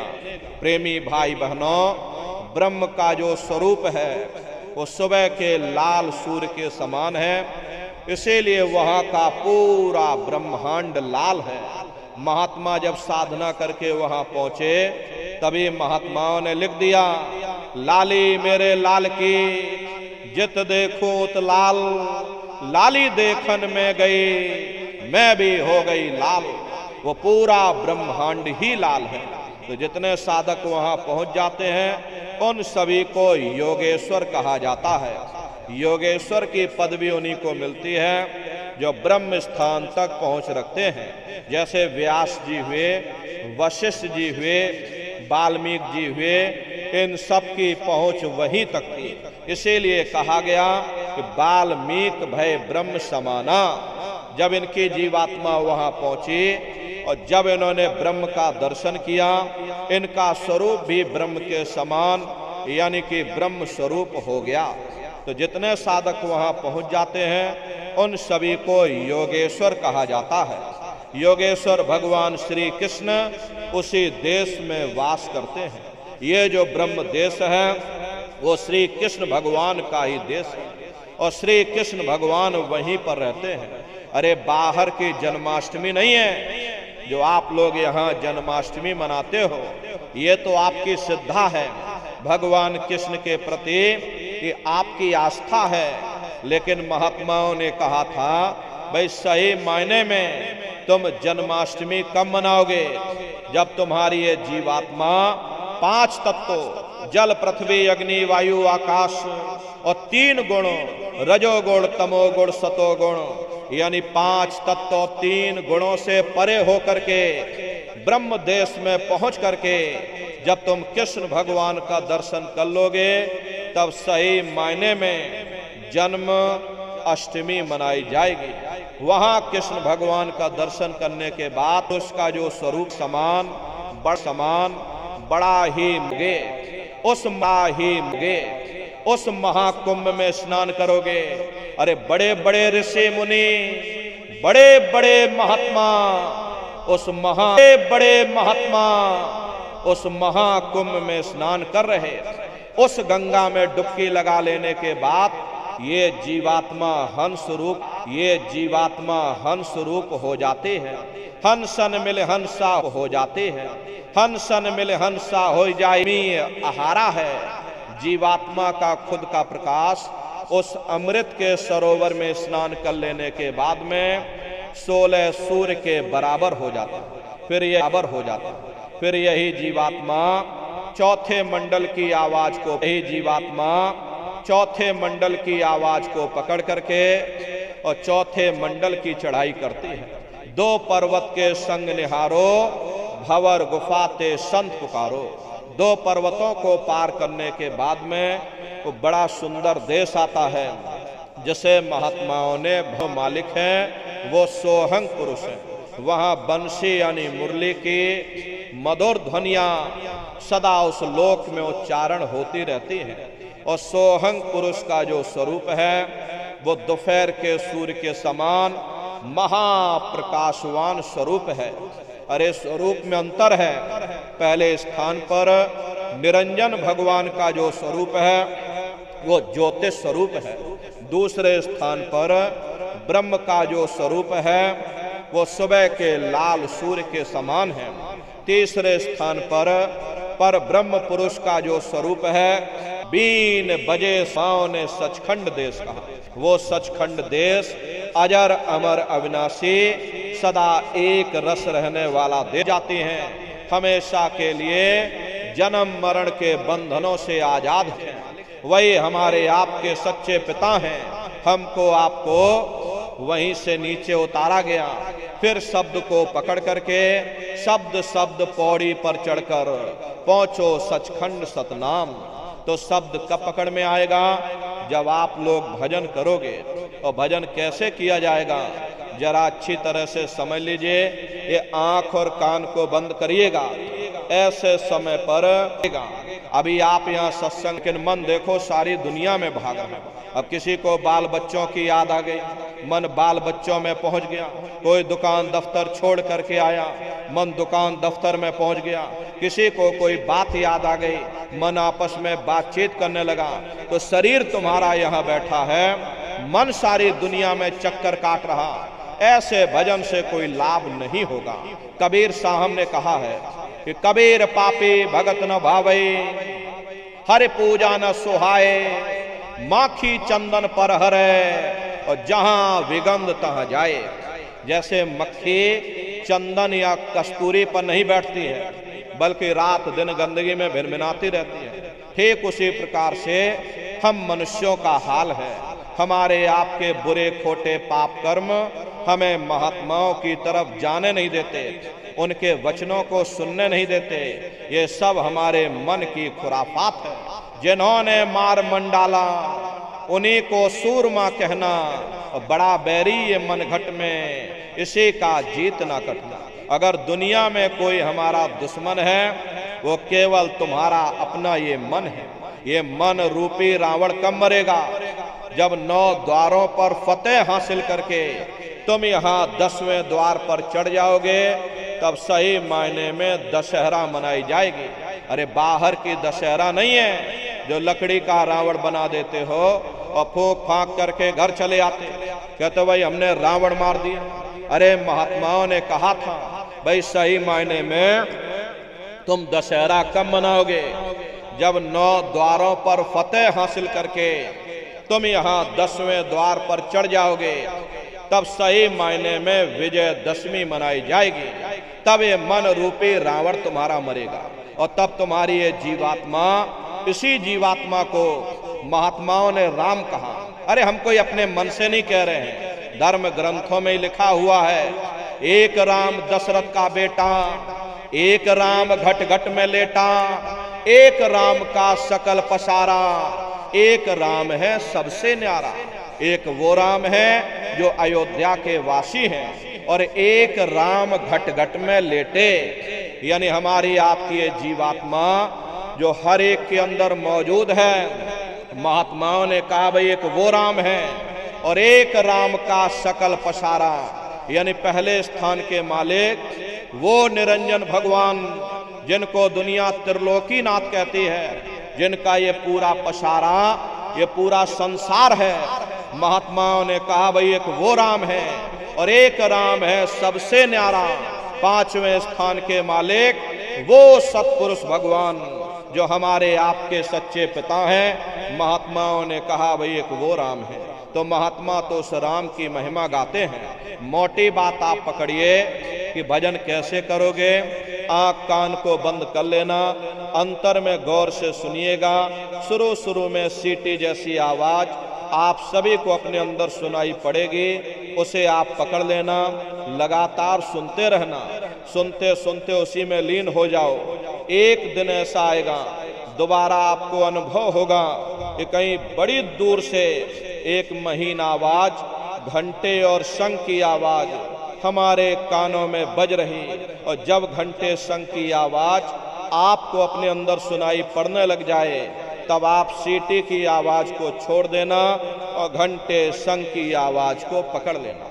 एक बार प्रेमी भाई बहनों आप उस आवाज को पकड़ लो, फिर वो आवाज आपको नहीं छोड़ेगी, खींच करके शरीर से बाहर कर दो। रोज आना, रोज जाना, रोज ब्रह्मांडों की सैर करना, रोज देवी देवताओं के दर्शन करना, रोज घर बैठे भगवान राम के दर्शन करना, रोज भगवान कृष्ण के दर्शन करना और घूम करके फिर अपने शरीर रूपी घोंसले में वापस आ जाना। अरे यहाँ से अगर आपको बंबई जाना है तो पहले आप टिकट खरीदोगे, फिर आप रेलगाड़ी पर चढ़ोगे और 24 घंटे में आप बंबई पहुंचोगे। लेकिन भजन के द्वारा आप सूक्ष्म शरीर में झपकते ही, अरे बंबई ही क्या, पूरे संसार का चक्कर लगा करके सेकंड भर के अंदर, उससे भी कम समय में अपने शरीर में फिर वापस आ सकते। इतनी भारी रफ्तार आपकी होगी। कब संभव होगा? जब आप लोग भजन करोगे। भजन का मतलब है भजो, अपने घर वापस। तो सुमरन ध्यान है आपको बताई गई, नित्य नियम से करिएगा। नागा नहीं होना चाहिए। शरीर को आप भोजन देते हो, सुबह दोपहर शाम रात भोजन करते रहते हो, लेकिन कभी आपने विचार ये नहीं किया, ये जीवात्मा जो जन्म जन्मांतरों से बेचारी भूखी प्यासी बैठी है, जिसकी शक्ति से तुम्हारा ये भारी भरकम शरीर चल रहा, तो कभी अपनी जीवात्मा को तुमने भोजन नहीं दिया। अरे इसका भोजन भजन है, इसका भोजन शब्द है, इसका भोजन नाम है। अपना ये नियम बनाओ कि पहले हम अपनी जीवात्मा को भोजन देंगे, फिर अपने शरीर को भोजन देंगे। अगर ये नियम तुम्हारा बन गया, तुम्हारा लोक भी बन जाएगा, तुम्हारा परलोक भी बन जाएगा। प्रेमी भाने के लिए तुम्हें कोई घर बार नहीं छोड़ना है, तुम्हें कोई जात बिरादरी नहीं बदलनी है, तुम्हें कोई बाल बच्चे नहीं छोड़ने हैं, तुम्हें कोई जंगलों पहाड़ों में नहीं भटकना है, तुम्हें कोई काले नीले पीले कपड़े नहीं पहनना है, तुम्हें कोई गर्म पानी ठंडे पानी में गोता नहीं लगाना है, तुम्हें कोई साधु सन्यासी और बाबा नहीं बनना है। अरे भाई, तुम अपने अपने घर परिवार में रहो, अपने अपने बाल बच्चों के साथ रहो, अपने अपने समाज में रहो, समाज की रीत नीत और नियम के अनुसार रहो, मेहनत और ईमानदारी से काम करो और 24 घंटे में से घंटा 2 घंटा समय निकाल करके सुमरन ध्यान और भजन करिएगा। यही दौलत तुम्हारे काम आएगी। बाकी सब रगड़े झगड़े ये सब तुम्हारे यहीं पड़े रह जाएंगे। सुई की एक नोक भी तुम्हारे साथ में जाने वाली नहीं है। इसलिए वो दौलत कमा लो जो अंत समय में तुम्हारे काम आवे। और देखो प्रेमी भाई बहनों, हमारी आपसे प्रार्थना है कि आप सभी लोग शाकाहारी रहिएगा, क्योंकि हमारे गुरु महाराज शाकाहार पर विशेष जोर दिया। गुरु महाराज हमारे कहते थे कि बच्चे बच्चियों, तुम लोग शाकाहारी रहना और शाकाहार का प्रचार करते रहना। इसी से देश और दुनिया में भारी परिवर्तन होगा। प्रेमी भाई बहनों, नहीं होगा परिवर्तन कोई तोड़। देखिए मंदिर बनवाते हैं, उन मंदिरों में नहा धो करके जाते हैं, कहते भाई परमात्मा के रहने की जगह है, हमको नहा धो करके जाना चाहिए, फूल अगरबत्ती ले जाना चाहिए। कोई उन मंदिरों में कूड़ा कचरा नहीं डालता। अगर तुम कूड़ा कचरा डालोगे आपस में लाठियां चल जाएंगी। फिर ये जो हरि मंदिर है, ये पंच भौतिक शरीर जिसे महात्माओं ने हरि मंदिर कहा, अरे इसमें तुम हाड़ मांस के लोथड़े डालते हो, इसमें तुम शराब के कतरे डालते हो, इसमें तुम मुर्गा मुर्गी काट करके डाल रहे, इसमें तुम मांस मछली काट करके डाल रहे। अपने बनाए हुए ईंट गारे के मंदिर की कद्र करोगे और परमात्मा के बनाए हुए इस मानव मंदिर को, इस हरि मंदिर को तुमने जीते जी कब्रिस्तान बना दिया तो सख्त सजा मिलेगी। अरे महात्माओं ने लिखा है, तिल भर मच्छी खाई के और कोट गऊ दे दान और काशी करवट जा मरे और निश्चय नरक निदान। यदि तिल भर भी मच्छी खा करके फिर चाहे कोटान कोट गऊओं का तुम दान करो और काशी में जाकर के मत्था रगड़ते रगड़ते अपनी पूरी जिंदगी वहां पर गुजार दो, फिर भी तुमको तुम्हारे गुनाहों की सजा मिलेगी। कोई बच नहीं सकता, क्योंकि ये कर्म भूमि है। यहाँ तुम जैसा कर्म करोगे वैसा फल तुमको मिलेगा। देखिए इस कर्म भूमि पर कृष्ण भगवान तक नहीं बच पाए। उस समय बाली को छिप करके बाण मारा था, वही बाली कृष्ण अवतार में बहेलिया बन करके आ गया। और कृष्ण भगवान के पैरों में पद्म चमकता था।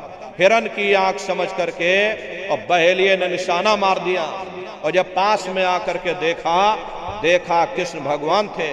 अफसोस करने लगे, लेकिन कृष्ण भगवान ने उसको समझाया कि भाई इसमें तुम्हारा कोई दोष नहीं, उस समय हमने तुमको मारा, अरे आज तुमने हमको मार दिया, हमारा तुम्हारा अदला बदला पूरा हो गया। कर्म प्रधान विश्व रच राखा, जो जस करे सो तस फल चाखा। ये कर्मों का ऐसा देश है, यहाँ तुम जैसे बीज बोगे वैसी फसल काटोगे। इसलिए प्रेमी भाई बहनों, हमारी आपसे प्रार्थना है कि आप सभी लोग शाकाहारी रहिएगा। ये तरह तरह की बीमारियां जो आज के समय में फैल रही हैं, इसका मुख्य कारण एक ही है, लोगों का खान पान गंदा हो गया। अरे आप अपनी बुद्धि से जरा विचार करिएगा, जब इंसानों के खून में जानवरों का खून मिल जाएगा, इंसानों के अंदर जब जानवरों के कीटाणु पहुंच जाएंगे, तो न जानवरों की दवा काम में आएगी, न इंसानों की दवा काम में आएगी। तो परिणाम क्या होगा? ऐसी महामारियां फैलेंगी। अभी कोरोना जैसी महामारी आई, पूरा विश्व तबाह हो गया, लोग अपने अपने घरों में कैद हो गए, कोई किसी से मिलने को तैयार नहीं। न जाने कितने घर परिवार उजड़ गए, न जाने कितनी लाशें बह गईं, न जाने कितने बच्चे अनाथ हो गए, न जाने कितनी माताएं विधवा हो गईं। लाखों लाख रुपया लेकर के लोग अस्पतालों के चक्कर काटते रह गए, एक ऑक्सीजन का सिलेंडर नसीब नहीं हुआ। अरे कारण क्या है? कारण यही है, जब जानवरों के कीटाणु इंसान के शरीर में प्रवेश कर जाएंगे, तो आने वाले समय में ऐसी महामारियां फैलेंगी। हमारे गुरु महाराज परम संत बाबा जय गुरुदेव जी महाराज सन 70 के दशक में ये भविष्यवाणी किया करते थे। बच्चा आगे नई नई बीमारियां आएंगी, पहले बीमारियों की हवा चलेगी, फिर बीमारियों की आंधी आएगी, फिर बीमारियों की सुनामी आएगी। अरे लाशें पड़ी घर घर में सड़ेंगी, बचाने वाला मिलेगा न कोई, जमाना बदलेगा। और कहें जय गुरुदेव पुकार, जमाना बदलेगा। इसलिए नर नारियों, हमारी आपसे प्रार्थना है कि आप सभी लोग शाकाहारी रहिए। कोई ऐसा नशा मत करो जिससे बुद्धि तुम्हारी पागल हो जाए और घर में माँ बहन बेटी की पहचान खो। एक द्रौपदी के चीरहरण से पूरा का पूरा महाभारत हो गया।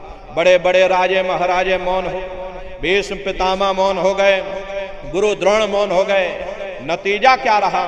महाभारत हो गया और लाखों करोड़ों लोग काल के गाल में समा गए। एक द्रौपदी के चीरहरण से इतना बड़ा नरसंहार हुआ।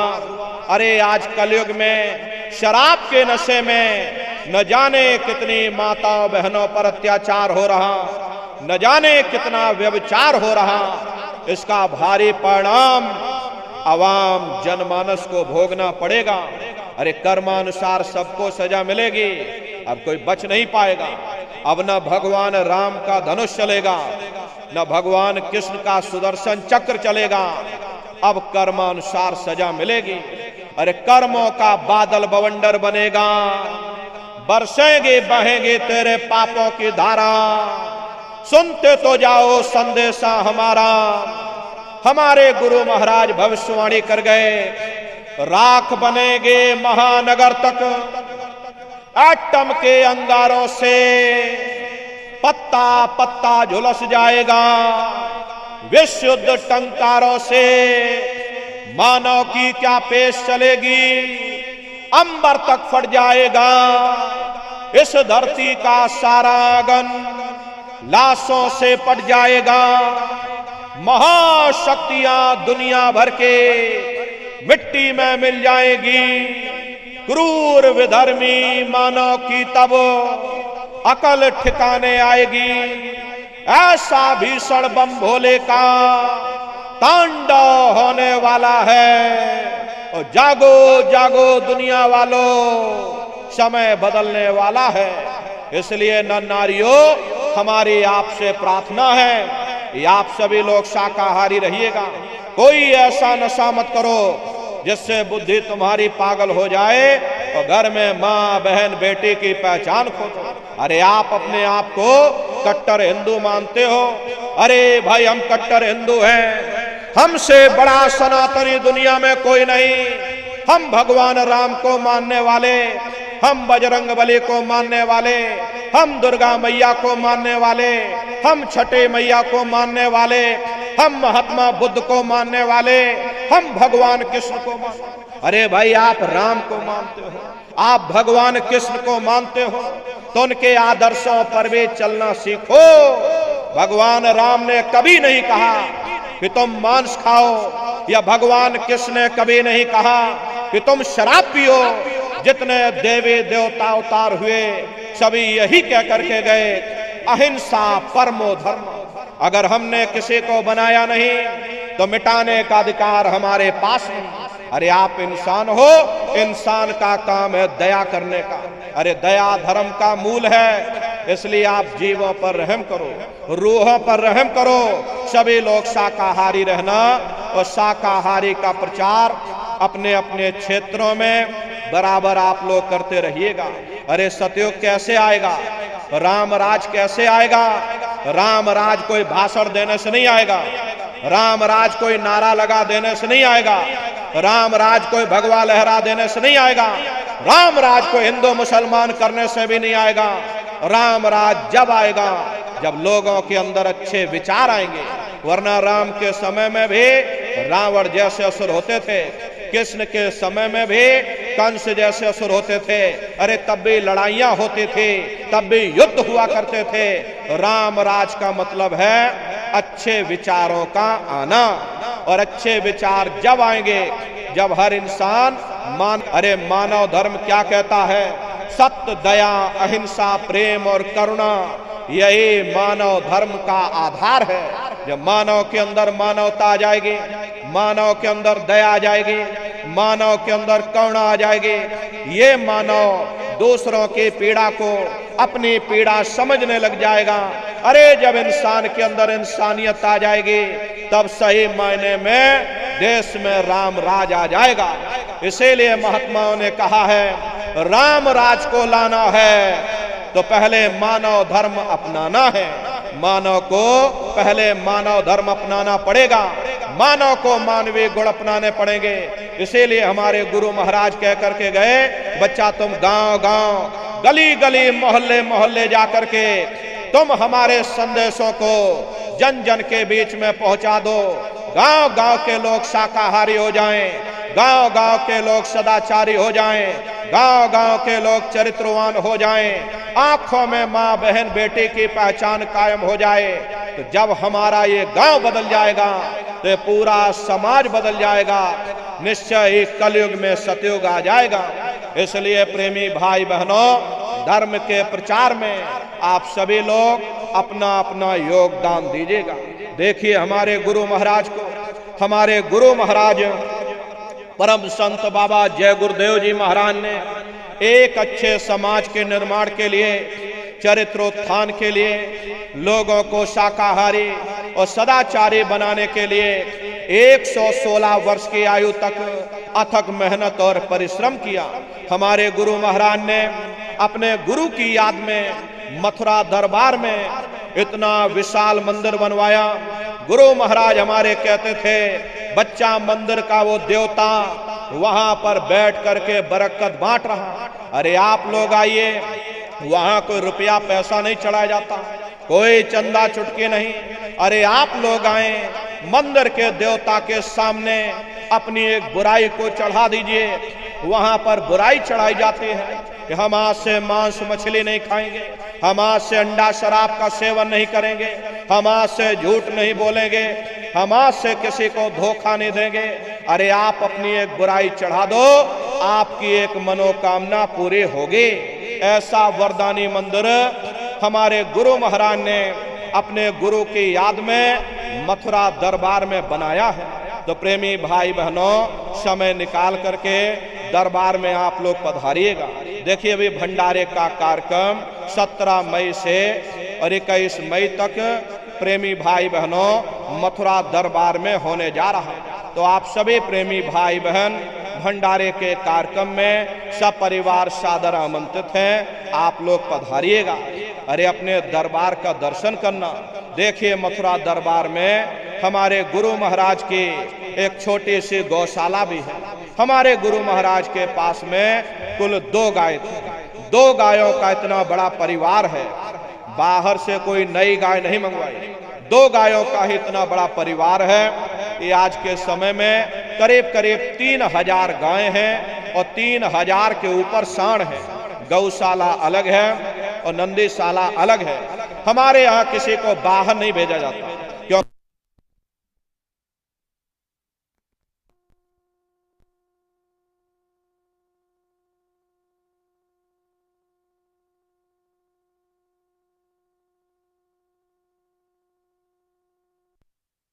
ये अलग से नंदीशाला बनी है। उसी के बगल में अपना एक बहुत बड़ा कॉलेज है, जिसमें 2.5 से 3,000 बच्चे निःशुल्क विद्यादान करते हैं। कॉपी किताब, पढ़ाई लिखाई, भोजन पानी बिल्कुल निःशुल्क है।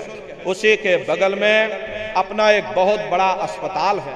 प्रेमी भाई बहनों, वो गुरु महाराज की कर्म भूमि है और हमारे गुरु महाराज की जन्मभूमि, जहां पर हमारे गुरु महाराज का जन्म हुआ, जिला इटावा, ग्राम खितौरा में पड़ता है। जैसा भव्य मंदिर मथुरा दरबार में बना हुआ, उसी तरह से भव्य मंदिर गुरु महाराज की जन्मभूमि पर बन करके तैयार हो चुका। ये जो आप पोस्टर देख रहे हो, ये गुरु महाराज की जन्मभूमि का मंदिर है और इधर जो पोस्टर लगा है, ये मथुरा दरबार का मंदिर है। तो समय निकाल करके दरबार में आप लोग पधारिएगा, अपने अपने बच्चों को भी साथ में लेकर के आइएगा। हम लोग ये सोचने लगते हैं, अरे बच्चों को क्या करेंगे ले जाकर, ये बच्चे छोटे हैं, इनको घर में रहने दो, इनको पढ़ाई लिखाई करना। अरे पढ़ाई लिखाई जरूरी है, हम आपकी बात मानते हैं, ये आज के समय में शिक्षा बहुत जरूरी है। लेकिन प्रेमी भाई बहनों, शिक्षा के साथ साथ अच्छे संस्कार भी जरूरी हैं। ऐ माताओं बहनों, ये बच्चे तुम्हारी धरोहर हैं, ये बच्चे तुम्हारे जीवन की पूंजी हैं, तुम्हारे जीवन का उजाला है, तुम्हारे जीवन की लाठी है। इसलिए अपने अपने बच्चों पर विशेष आप लोग ध्यान दीजिएगा।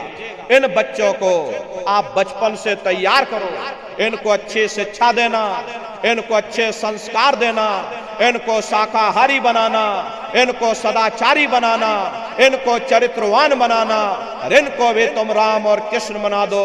यही बच्चे बड़े होकर के अपने माँ बाप का नाम रोशन करेंगे, घर और समाज का नाम रोशन करेंगे।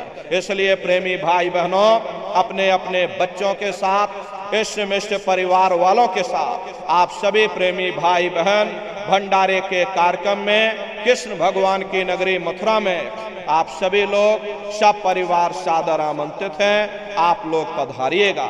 सुमरन ध्यान और भजन बराबर आप लोग करते रहना। इतना जान लो प्रेमी भाई बहनों, ये रास्ता बिल्कुल सच्चा है। अरे आप करोगे तो आपको अनुभव होगा, दिखाई भी पड़ेगा, सुनाई भी पड़ेगा। अरे तुम्हारा लोक भी बन जाएगा और तुम्हारा परलोक भी बन जाएगा। इसलिए नित्य नियम से 24 घंटे में से घंटा 2 घंटा समय निकाल करके सुमरन ध्यान और भजन जैसे जैसे आपको बताया गया नित्य अभ्यास आप लोग करिएगा। दवाई आपको हमने दे दी है, अब खाना और ना खाना ये तो आपके ऊपर निर्भर है। अरे खाओगे तो बीमारी दूर हो जाएगी। इतना जान लीजिए, ये मनुष्य शरीर बार बार मिलने वाला नहीं है। अब की बार ये मौका मिल गया है, इस मौके का लाभ उठाओ। मनुष्य रूपी मंदिर में बैठ करके वो आत्मधन कमा लो, वो खजाना कमा लो, जिससे तुम्हारी जीवात्मा का कल्याण हो जावे। तो सुमरन ध्यान और भजन नित्य नियम से आप लोग करिएगा। और देखो प्रेमी भाई बहनों, अब यहीं पर ये सत्संग समाप्त हो जाएगा और सत्संग समाप्त हो जाने के बाद में फिर हम नीचे उतर जाएंगे। बारी बारी से आप लोगों से मिल भी लेंगे, लेकिन आप लोग कोई धक्का मुक्की जल्दबाजी मत करिएगा। सबसे पहले माताएं बहनें आएंगी, उसके बाद भाई लोग आएंगे। माताओं बहनों से हमारी हाथ जोड़ करके प्रार्थना है, देखो माताओं बहनों, ये भीड़ भाड़ का समय है, इसलिए अपने सर को बिल्कुल ढक करके और लाइन लगा करके आइएगा। भाइयों के लिए सत्संग का प्रसाद पीछे की तरफ मिलेगा और माताओं बहनों के लिए सत्संग का प्रसाद बगल में मिलेगा, तो कोई धक्का मुक्की ना होने पाए। लाइन लगा करके बारी बारी से आप सभी लोग प्रसाद ले करके तब आप लोग अपने अपने घरों की तरफ पधारिएगा। आप सभी प्रेमी भाई बहनों ने अपना कीमती समय हमको दिया, इसके लिए आप सभी प्रेमी भाई बहनों को बहुत बहुत धन्यवाद है। सबका जीवन मंगलमय हो। कामनाओं के साथ में अब हम अपनी वाणी को विराम करते हैं। आप सभी प्रेमी भाई बहनों को बहुत बहुत साधुवाद। बोलो जय गुरुदेव, जय गुरुदेव, जय गुरुदेव, जय गुरुदेव जी महाराज का कहना है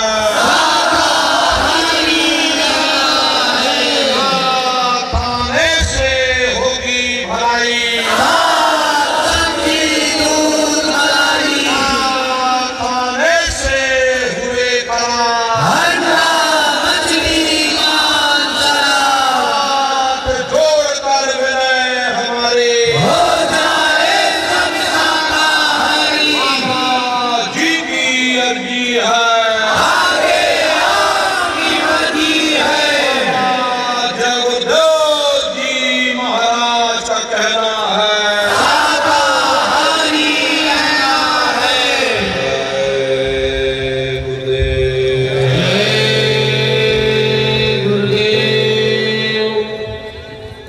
जय गुरुदेव। प्रेमी भाई बहनों, अब पूज्य महाराज जी आप सब लोगों से मिलने के लिए मंच के नीचे आ रहे हैं। भाई लोग थोड़ा धीरज रखेंगे, पहले बहन माताओं को मिलने का मौका दे देंगे। बहन माताएं ध्यान दें कि लोहे की पाइप के सहारे चलते हुए आप गैलरी में पहुंच जाएंगे।